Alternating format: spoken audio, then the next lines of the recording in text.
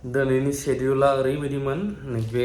last block नाइटनि actually दहाय आं टाइमखौ मिलायनो हायासै नङाबाथ' गुबुन मोनसे ब्लग जाबावगौमोन शेड्यूला बोरै जाखो नोंथांमोना नायनो हागोन थ' ब्लगखौ आंसो लादों नालाय फोरमायनो गोसो नैबे रोङियानि बाजै हटेल माने एक्स आर्मि सासे आदैया बेखौ खुलिदों स्टेशननि एसे ओरै साइडजों लामा फैग्राजोंनो नोंथांमोना नायबा नुगोन बेखौ बिथांजोखौ दिनै ओंखाम जाहैनो आं ओरैबा ओरै ट्राभेलिं थ' दख'ना गानैनि खायफा बुंलायगोन माने ट्राभेलिं खालामनायाव ट्रेनफोरजोंबा कम्फर्ट जायाना हिनजावफ्रा खायफा बहुतआनो आजिखालि सालवारनो लंपेन्टनो मा गाननायखौ नुनो मोनसै गाननाय जोमनायखौ बुंनानै लाब गैया थ' बिदिब्ला गोजौआव नैबेबायदि नोंथांमोन आं सिगांबो एक्सप्लर खालामनानै देखायखांखाबाय बाव फैनानै रोङियानि नैबे बाजै हटेल रावबो गैया नामा ओमफ्राय बिथांजोआ दिनै फार्स्ट टाइम दां आंजों फार्स्ट टाइम ओमफ्राय जों रेडि बिहरबायानो नै ओंखाम दालि बाजै आरोना बेयो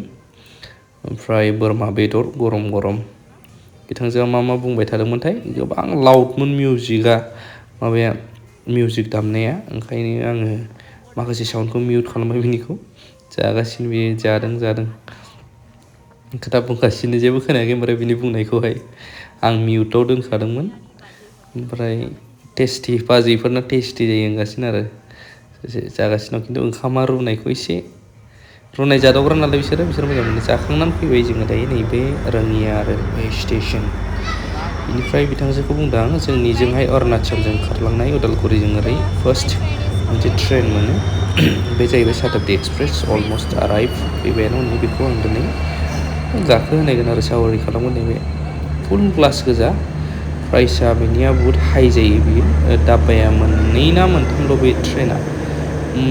माने मेनलि अरुणाचलिसफोरनि थाखाय बानायनानै होदों बेखौ नाहारलागुनजों थाङो गुवाहाटिसिम फैनो हानायनि थांलाय फैलाय माने लाक्जारि हाइफाइ टाइप बानायना होदों आरो बेखौहाय VIP सिट गोजा सिङावहाय मोनफ्रोमबो दाब्बायावनो पुलिस आरो TTफोर थानायखौ नुनो मोनो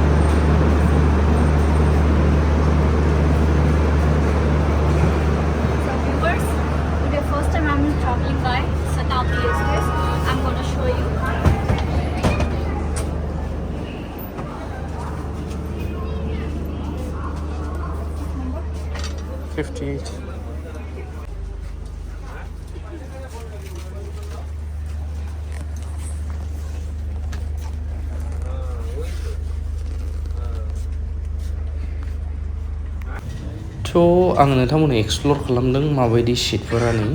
थ' अनलाइन टिकेटखौ दानब्रबबाबो मोनो मालाबा जुदि खालि थायोब्ला माने आधा घन्टानि सिगां दानब्रबबाबो मोनो आरोना इभेन 10-20 मिनिटनि सिगांबो मोनसै दाना सिटआ खालि थायोब्ला अरुणाचलिसफोर गोजा बिसोरो नैबेयाव सिट एडजास्टमेन्टनि थाखाय बे होनाय दङ बेखौ एडजास्ट खालामनो हायो दै दोनग्रा ओमफ्राय नैबेबो टेबोल टाइप बानायनानै लानो हायो आरो फ्लाइटनि बायदि बानायना होदों बेखौहाय थ' बहुद माखासे बोसोर जाबायानो बे ट्रेन रान जाबाय थानाया बेवहाय नों दोननानै जानो हासिगोन मोजाङै ओमफ्रायहाय नै ओरै साइडजों नायबावोब्ला नैबे सिटनि एडजास्टेबोलमोन आरो बेयो नों गोजौ गाहाय खालामनो हायो कारनि बायदि ओमफ्राय पावार सकेट जाहैबाय बैयो ओमफ्राय गोजौआवहाय डाइरेक्ट नायनो हागोन बास बा फ्लाइटफोर बायदिनो एखे ओमफ्राय नोङो टिकेटनि हिसाबै रुल्सबो मोनगोन थ' आं ओरैहाय देखायबावनो गोसो जायो नोंथांमोननो थ' बेयावहाय ओरै सिंजों फैनानै अलमस्ट माने फ्लाइट बायदि फिल खालामो आरोना इभेन बासावबोथ' जों बिदि फ्रि ग्लास मोना फ्लाइटआवबो मोना एक्सुवेलि अब्लाबो थ' जायगाफोरखौ जोबोद मोजां नुयो भिउफोरखौहाय आजादि नों भिउफोरखौ नायलांबाय थानो हागोन बे रोङिया जों ओरै जानानै फैयो गुवाहाटिनिफ्राय रोङियाथ' ओरै नाहारलागुन थांसिगोन मेन स्टेसनफ्रावल' स्टपेज ओमफ्राय दायो फैखांनानै नैबे नोंथांमोना नुदों अफिसार बायदि नुनाया बे जाहैबाय जोंहा मस्ट पपुलार आमेरिकानिबो टुर मोनखांबाय बिथाङा आदा लिङो आं मानगोनां आदा जनाराम गयारि बिथाङा मस्ट पपुलार उदालगुरियाव LICनि माखासे खामानिफोरखौ मावजोबो नों निउ प्लान खुलिनोब्लाबो जों दायो निउ प्लाननि थाखाय मोनसे फेमिलिनि थाखाय नांगौ जायोना फिउचार प्लानिं थानांगौ आंनि नामाव मोनसे दंखायोब्लाबो नैबे आंनि नामाव माखासे दंखायोब्लाबो बिथांजोनि नामावबो मोनसे बानायनानै होनो फेमिलिनि थाखाय फिउचार प्लाननि थाखाय नैबेखौ प्रिपेयार खालामनो आरोना मोनसे प्लान दं ओरैबायदि मोजां लाइफ टाइम आरो नों सेलारि टाइपबो मोनलांबाय थागोन उनाव नोङो बख'नोबा बख'हैनोबो हागोन आरो कन्टेक्ट खालामनो हागोन आं कन्टेक्ट होनानै होदों आदाखौहाय नोंथांमोनाबो खुलिनोब्ला सोरबा बिराद मोजां ब्लगखौ आं बारा गोबाव खालामला अलमस्ट जोङो दायो नै फिन सौफैफिनबाय ओरै थांनानै सासेयाथ' फुरा मेंनानै बेहस जानाय बायदि दा ओंखामबो जायाखै जागोन लोंगोन जुस बानायबाय आं आरोबाव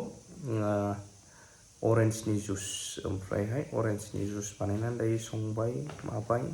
अलमस्ट मोनजोब्बाय दा बिथांजोआबो रेस्ट लादों दा ज' जानोसै आरो जोङो गोबाङा गोबां बुङो सिगांनि बायदि भिडिअ लाबोफिनदो पलिटिक्सनि एबारनिफ्राय आंनिफ्राय बुंनायखौ आं दोनथ'नोसै डाइरेक्ट जायफ्रा निउस टाइपाव सोरबा होदोंबा आं बेखौ होफानानै होगोन नांगौखौ कालेक्सन खालामनानै नोंथांमोननिसिम फोसावनानै होगोन माने रेगुलारलि नङाबाबो सम सम आरो बै मोनसे चेनेलाव आपडेट्सफोर होबाय थानो नाजागोन बिदिनो ओमफ्राय नैबेयावहाय फुल्लि ब्लग टाइप लाबोग्रा जानो नागिरदों आं गोबाङा बुंदों सिगांनि बायदि भिडिअ बानायफिनदों मानो ब्लग लाबोखो थ' सिगांनि बायदि मानसिया मालाबा एसे सोलायनांगौबो जायो अं थांबाय थाबाबो जाया दाथ' सेंग्रा लाइफ थाबाय थाला गावनि सिंगोल बायदि सानजोबबाबो जाला न'खर संसार जाबाय जेथिया साननाय हनाय गासैबो सोलायनांगौ जायो आरो सासे नंला दाथ' जेब्ला फेमिलि जायो सानैजों सासे जायो बिनि साननायखौबो आंबो मालाबा मानिनांगोन आंनिखौबो बे मालाबा मानिनांगोन आरो बुजिलायनानै सोलिनांगौ जायो थ' रावजोंबो दावराव दावसिखौ आंबो लुबैया दाना पलिटिक्सनि भिडिअ लाबोबा मा जायो माने जों पलिटिक्सआव थायाब्लाबो भिडिअ लाबोफाब्लाबो खायफा जों बुंफायोब्ला खायफा ओरैबायदि जायो साला जोंनि पार्टिनिखौ बिदि बुंदों नाथाय गावजों गाव जे बिदा फंबायथार जों मालाबा बावलाङो आरोना ओंखायनो गोबां समफोराव बानाय मोनसै आंबो गावजों गाव दावराव जानानै मालाब नैबेखौल' साननाय फैसै किसुमान नेगेटिभ नुयोब्ला गाज्रि नुयोब्ला बैफोरखौहाय फोसावनांगौ बायदिब्ला फोसावना होगोन रायजोनो गावसोर मा फोसावदों बेखौनो जोङो नाथाय जों पार्सनेलि उमुगा बिदि होननानै जों थाङा आरोना मानो होनब्ला बिदि बुङोब्ला गोबां गाज्रि जायो नुनायावबो थासारियाबो आरो आं मेनलि बुंनो गोसोआव बै आदा जनाराम LICनि आं कन्टेक्ट नाम्बार होना आरो भिडिअ नायबा नुगोन नोंथांमोनहा ससे दा थांग'नाया बिथाङा डाइरेक्ट नों एकाउन्टनिफ्राय डिडाक्ट खालामग्रा माग्राबो खालामनांगोन गोबां LIC एजेन्ट थायो जोंनियाव नाथाय बिथाङा जोबोद पपुलार आरो जोबोद ग्रासरुट लेभेलनिफ्रायनो गोबां मोजां मावबोनानै दायो गोबां नामबो मोनबाय आरो गोबां बिथांनि साइडआव थाग्रा कास्टमारफोर जेनेबा जायफ्रा जिखुनु प्लान लादों LICनि नांगौ नालाय लाइफ इन्सुरेन्स अफ इन्डिया जिखुनु आजिखालि गोबां दङ नाथाय LICखौ बांसिन ट्रास्ट खालामनायखौ नुनो मोनो मानसिफोरखौ गोदोनिफ्रायनो थ' नांगौ जायो आरोना फेमिलिनि थाखाय माबा मोनसे एसेबाबो उनावहाय गोबाङा बायो दोनथुमनो नाथाय उनाव खामानि होयो एसेब्लाबो जाय एसे दोनो बिसोर मिथियो बेखिनियानो आपडेटआ लाभ इउ अल